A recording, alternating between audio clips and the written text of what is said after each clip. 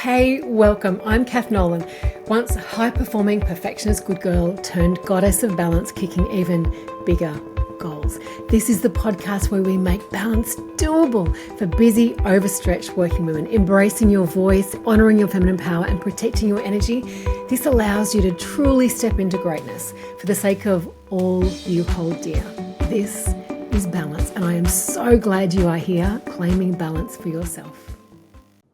I got tangled in a spider web this morning, and immediately my first thought was, Pen's hair is in the washing again. How annoying. Pen's hair is everywhere. It was like instant frustration. But then I caught myself. First of all, she can't help it if there's a hair here or there on her clothes. She has this long, gorgeous hair. It's going to come loose. She's human. Then I noticed something else. It wasn't Pen's hair. It was a spider web. So why did I assume?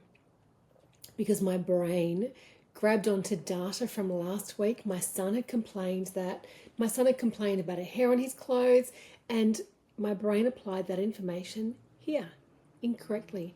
My brain categorized this tangle as that problem. We all do this in all parts of our lives. It's called association bias.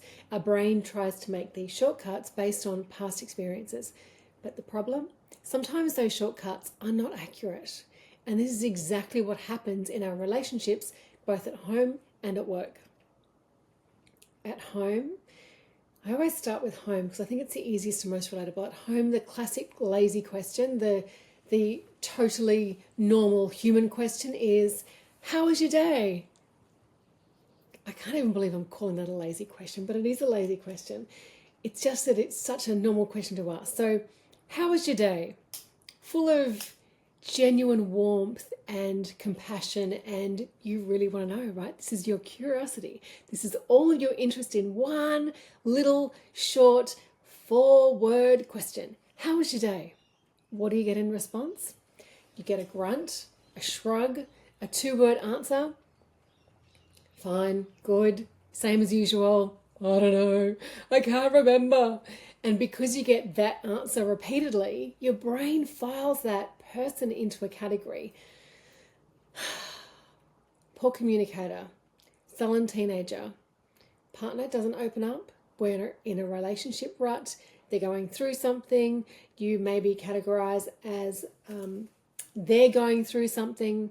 But worst of all, not only does it make you categorize that person and where they're at, it makes you categorize the relationship itself. So it builds a fixed mindset around the relationship itself. Like, this is how it is. This is how we are now. But I know this, your goal is actually a better relationship with each of those people. So I also know that if I give you a strategy to fix this, there's a part of you that's already rolling your eyes, because why should you be the one to do all the work? You're already bringing curiosity. You're already bringing interest and engagement. And why are you being the one to do all the work? Why do you have to be the one to do all the work? You are already being inquisitive. But let me say this. I also know that your goal trumps your resentment. So notice your resistance, acknowledge it, bring curiosity to it, learn from what's sitting there. Like me with the spider web this morning. Bring curiosity and learn from what is sitting there. And then get on with choosing a better path. That better path is so simple. It's asking better questions. So, better questions. You don't have to accept the grunts and the shrugs as inevitable. Try better questions instead.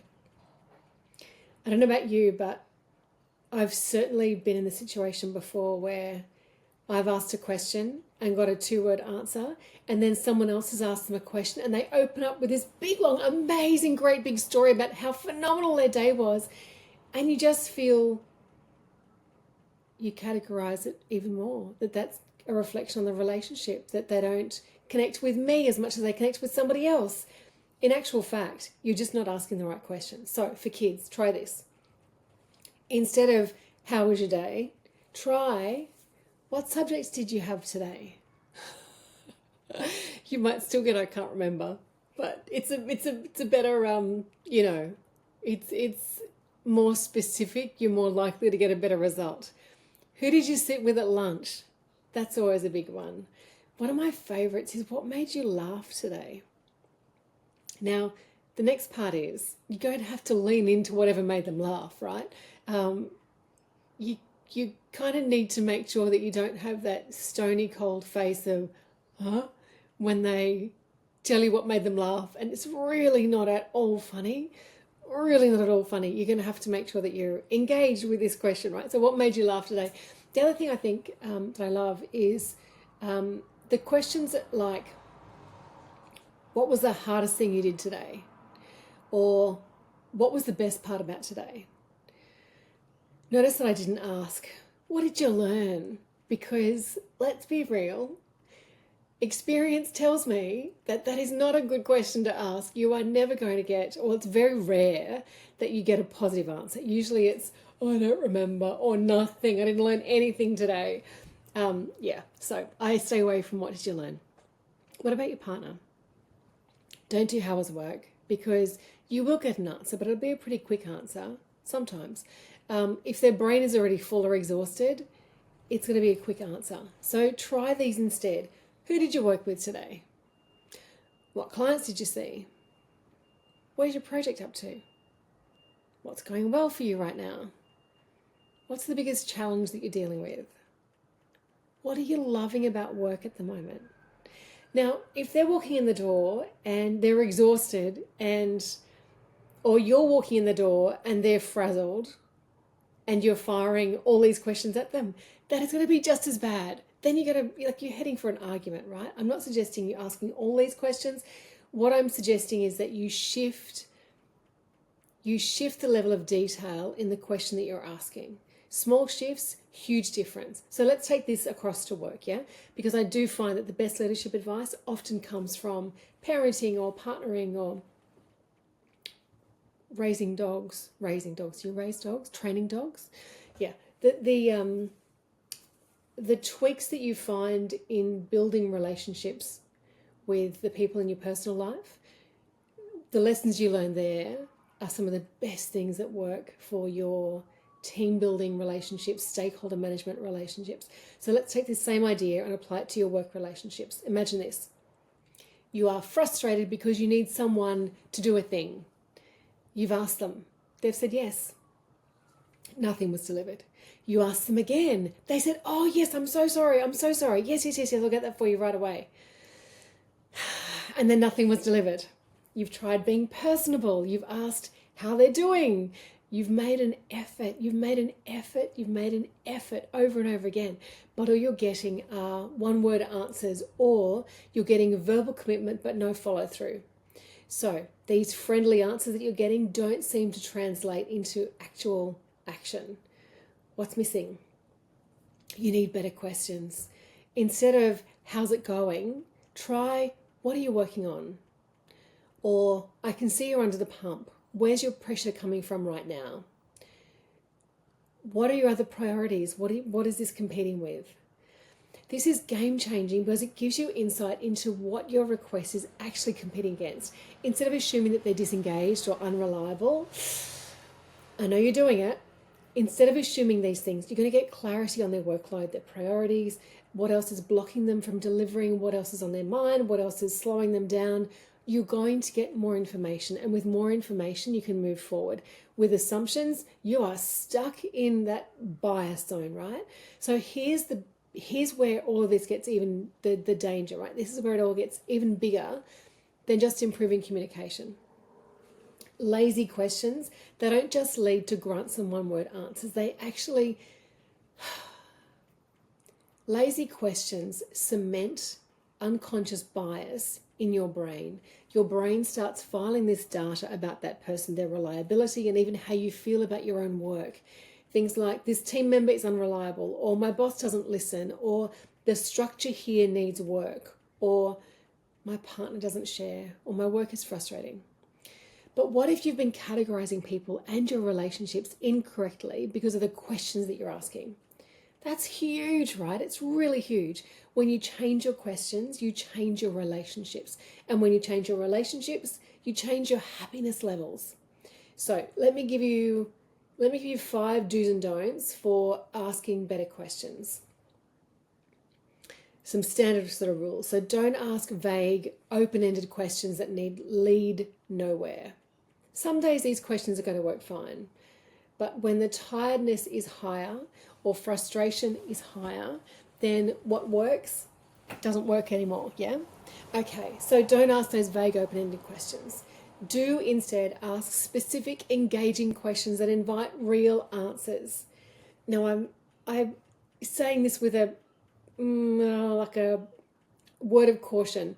Don't chase them with these questions. If you're going to be specific and engaging, don't chase them, because specific and engaging can sound like an attack if there's too much of it. Yeah? Okay, so tread gently. Maybe start with the open-ended question and then be willing to follow it up really quickly with a more interested, engaging question. Next one, don't ask questions that sound like blame. Why didn't you blah, blah, blah? So you need to be cautious of fixing and blaming, yeah? So instead ask solution-focused questions like what got in the way and how can we solve it for next time? Even better, what got in the way? What do you think you might do next time?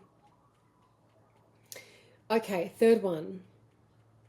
Don't assume that silence is no opinion. Don't assume that silence is no opinion. Instead, give some options maybe. Would you prefer A or B? Instead of, what do you think? Don't ask if someone needs help. Ask what kind of help they need. Can I also say, don't assume that someone needs help. Don't assume that they need help. Sometimes just read the situation first. You know, sometimes if someone's telling you that they have worked through a situation and it sounds frustrating, be really cautious that you don't still have your work hat on and you're not in fix mode. You want to make sure that you're leaving it open to find out whether they actually want to fix or whether they're really happy with where things are at. So don't assume that a fix is required. Okay, last one. Number 5, don't ask questions with yes/no answers. Ask questions that start with what, how, or who. It's going to get you a lot further. Okay, final takeaway. This sounds cheesy, but seriously, change your questions, change your life. I'm not saying that better questions fix everything overnight, but I'm definitely saying this. You are already putting in the effort. You are already initiating conversations. You might as well get the best return on that effort. So bad questions equals bad data. Bad questions mean that you are misreading the people around you. Bad questions mean that you're working harder than you need to. And if balance and ease are your goal, then better questions are your best strategy for getting there. So what's one lazy question that you're going to swap out this week? One lazy question that you're going to swap out this week. My balance code has just kicked off. I'm super excited to bring this to the world. If you are feeling that you're out of balance, then the balance code might be a good shortcut for you to work out where things are off track for you. It's not a one-size-fits-all program. It starts with a really clever diagnostic tool to work out where you personally are out of balance so you can swap it in. I hope that this has been really helpful. It's beautiful to have you here, and I look forward to seeing you next week. Cheers. You know, I believe that women do help other women. I hope that this episode has empowered you to question your willingness to go last.